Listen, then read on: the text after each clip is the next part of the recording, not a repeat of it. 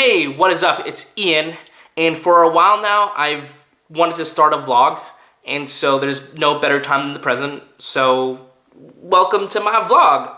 I should probably tell you a little bit about myself. So I grew up in a small suburb of Los Angeles called Temple City. It's a really small town of about 30,000 people, not known for very much, and most people don't know where it is. And there isn't really much interesting about my childhood, but I should mention two different things.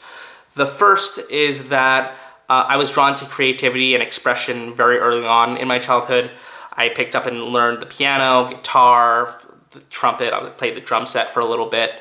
I was always writing poetry and short stories. I was like fascinated by movies and plays. And my parents really helped and indulged all this art in my life, and I'm very thankful for that. And the second thing is I had really bad social anxiety growing up, to the point where like if I raised my hand in class, I would get like a mini panic attack. Like I just really didn't want to talk with other people. And probably too, I didn't have the words to like to know what it was at the time, but I also probably was going through quite a bit of depression. I would spiral down these like self-hate loops, and people would even tell me at the time like that, hey Ian, you probably hate yourself. Like my friends would tell me this, but like the thing about when you're so depressed and socially anxious and you're so alienated is that like it doesn't even register. Like you would think the thought like, what the bleep, right? Like how could I hate myself? I don't hate myself. F you, right? Or something like that, right? And so I had all these, emotional, social issues growing up. But other than that, things were pretty boring until I get to college. I turn 18, congratulations to me. I get accepted to the University of California, Davis. I get on campus, I start studying. I'm a pretty normal student. I still have my social anxiety. It's pretty hard for me to connect with other people and put myself out there. But for the most part, the first couple of weeks of college are pretty normal until the UC Davis pepper spray incident happened. Maybe you've heard of it, maybe you haven't.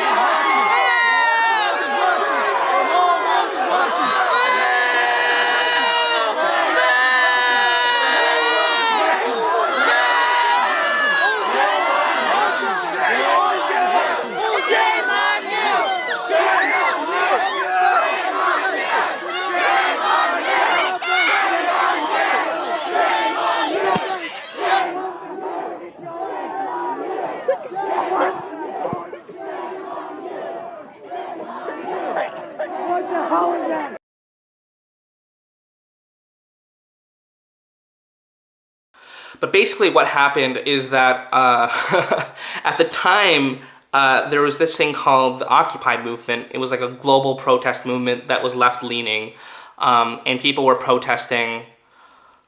Well, to be honest, the message wasn't very clear, but basically, the slogan was down with the 99%, the 1% is taking all the wealth, we really need to band together, et cetera, et cetera. And so all across, not just the United States, but everywhere, there was all these tent cities popping up where people were coming together to protest and building tent cities. At UC Davis, what we decided to do was to protest tuition hikes. Basically, the UC regents who control the university had proposed severe tuition hikes. We weren't about that. And so we created a tent city on campus. The administration told us it was against the rules. We were like, hey, this is First Amendment rights. We're allowed to do this. The administration was like, hey, we're going to send cops on you. We were like, what the hell? That's, illegal. And indeed, one day we woke up from our tents and there was this giant, like line of riot cops marching toward us. They took down all our tents. They were intimidated people, and eventually they told us to disperse. And we're like, "What the hell? Like, we're allowed to be here. That's freedom of assembly. It's the First Amendment." They told us to disperse. We sat down. We linked arms, and then that video happened. And the pepper spray incident was traumatic in and of itself, right? Like, we got maced by the cops. My eyes were burning for days afterwards, and whenever I went into the shower, just like stinged even more.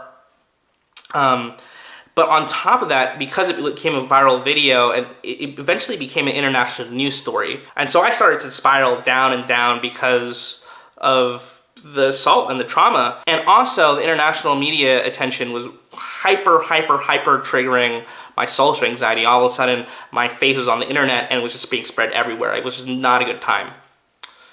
I remember a couple weeks after that incident, I basically just became a shut-in and stayed in my dorm 24/7. I was just so scared and panicky all the time.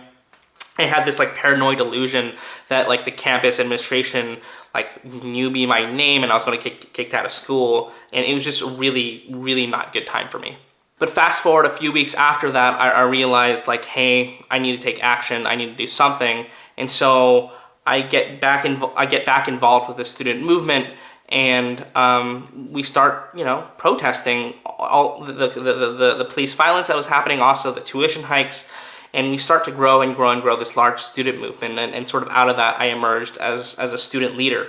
We ran a lot of like really radically left campaigns. One thing that we accomplished is we ended up successfully severed a $1 million contract between US Bank and UC Davis. There used to be like a US Bank on campus that we made leave through a campaign.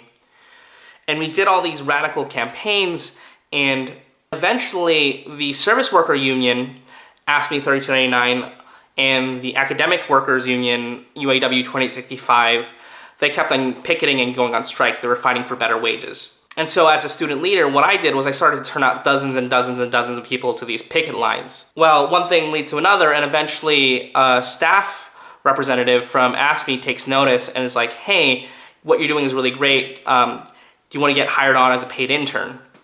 Obviously, I say yes, and 6 years later, I'm still working for the labor movement.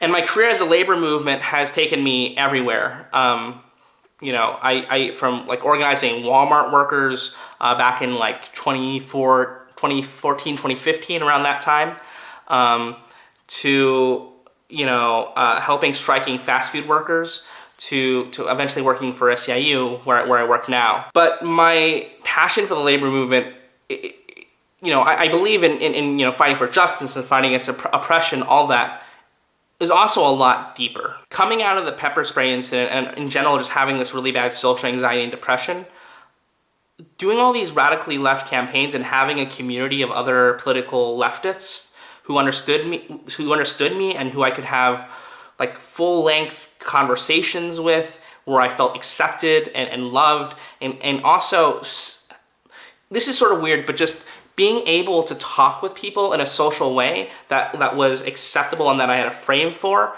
was sort of therapeutic for my social anxiety, and seeing that I was able to talk with people in a political way that produced positive, progressive political results was extremely therapeutic. And also, it was this really good practice to sort of numb that social anxiety, right? Like every time I had a conversation with someone to try to get them to join the movement, it was sort of practice for me to try to get through a conversation and temper all that like bad feeling, and to fight against the trauma of everything I'd been through. And let me tell you that the first couple of years, I would even say like the first 3 or 4 years of my career, I still had that really bad social anxiety and all these really bad all these bad mental health issues, where I would tell myself that I sucked, that I wasn't worth it. And I would even say that I approached the work in a really unhealthy way, because organizing for many years, especially in the beginning of my career, was the only thing that allowed me to be happy. But going through all that struggle and just battle just to be able to talk with people and win campaigns and everything that I've been through has led me to have a lot of unique perspectives and a lot of unique thoughts about mental health and how to live a good life and how to talk with people. I know that sounds pretentious, but it's gotten me to think a lot about that. And for a couple of years now, I've had a blog called thelastorganizer.com, where I've sort of documented that journey. Coming full circle, that's sort of part of why I want to start this vlog, is I want to share a lot of my insights and connect with other people and hopefully help other people out there who are struggling with emotional and social issues, and provide them some guidance and a different perspective. I think a lot of the self-help and self-development stuff on YouTube is really good, but it also lacks nuance in ways that I think I can provide, and hopefully I can provide that value here on YouTube. I'm not just into politics and into organizing, though. I have a life outside of that. One would hope so.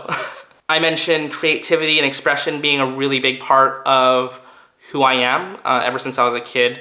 I'm part of a pop punk emo band in Sacramento called Red Hearts Bleed. No reason, don't say why. Liberation or we die. Watching, waiting for this world to come around. We started a couple years ago with my friend Phil. He's actually, by the way, also a union organizer. And originally we weren't very good, but I think we're getting better for sure. I'm trying to think. I'm trying to think of other things that are interesting about me, other than my like social anxiety organizing journey and the music.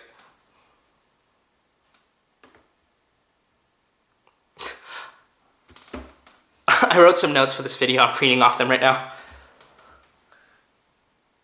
Oh, as my career as a union organizer, I've been to every single guitar center in California except for the 2 around San Diego. That's pretty interesting. I've been arrested 5 times. That's something interesting. Oh, another thing I probably haven't mentioned yet, and this should be sort of just obvious, I've read a lot of self-help books, and so I can speak from that place a lot. But this video is getting pretty long, and so I think I'm gonna end it right here. Welcome to my vlog. I know that's been pretty rambly so far, this first vlog, but you gotta start somewhere, right?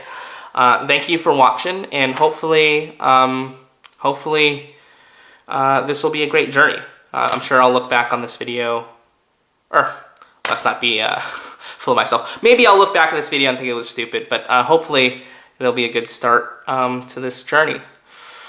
I wonder what this is I wonder what this is gonna look like when I edit it.